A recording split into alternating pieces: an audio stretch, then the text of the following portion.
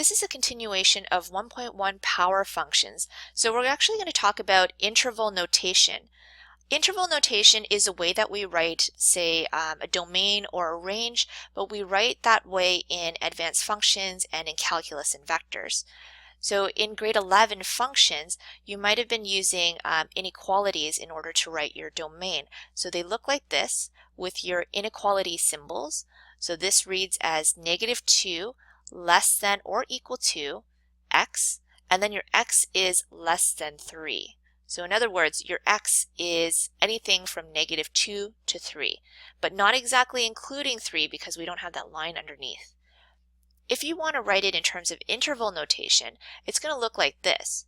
So x belongs to anything from -2 to 3. Now I know that there's nothing in between other than a comma, but looking at this, we know right away that they're talking about some sort of range of numbers between -2 and 3.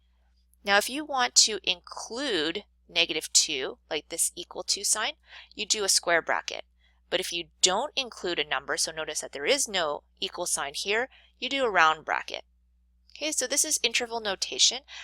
If you were to represent it in terms of a number line, you're going to draw a number line like this, and then you're going to go from -2 to 3. Now you draw a line in between to indicate that your x values are anything and everything in between here. But if you want to include the 2, then you're going to put a solid dot.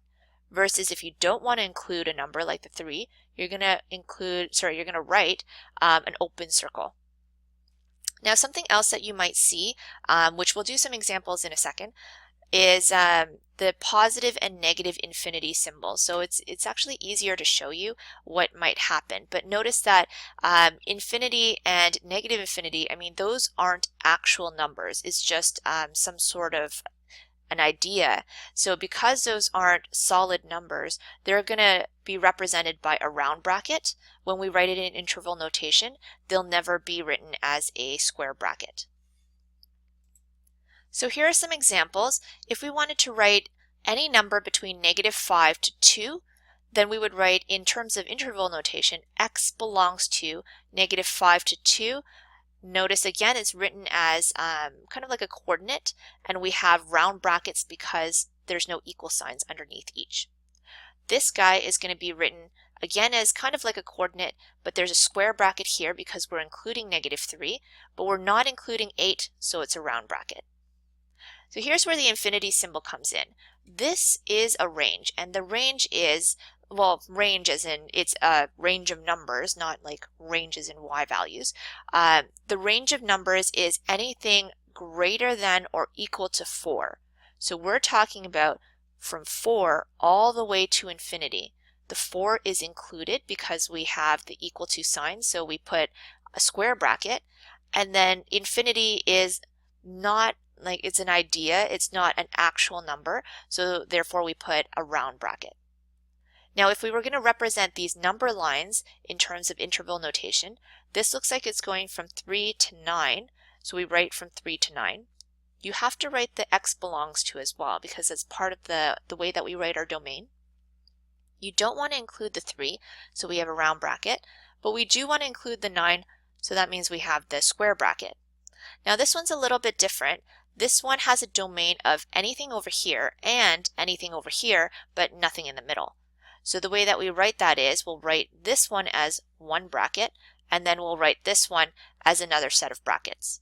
Okay, so the first one is going to be anything including -2 and down. So the way that we write it is you're going from, I mean, I don't want to write it from this way in that direction. We actually always write it from left to right. So from -infinity all the way to -2, -infinity to -2. Again, round bracket because this is more of an idea than an actual number. And then you want the square bracket here because you're including -2, solid dot.